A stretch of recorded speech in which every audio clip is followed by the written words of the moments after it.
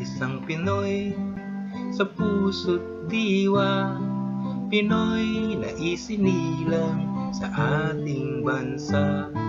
Ako'y hindi sanay sa wikang mga banyaga. Ako'y Pinoy na mayroong sariling wika.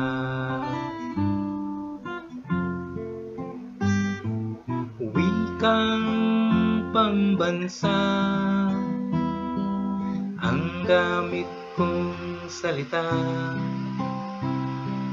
Bayan kong sinilangan, hangad ko'y lagi ang kalayaan. Sigat Jose Rizal nooy nagwika, siya ay nagpangaral sa ating bansa.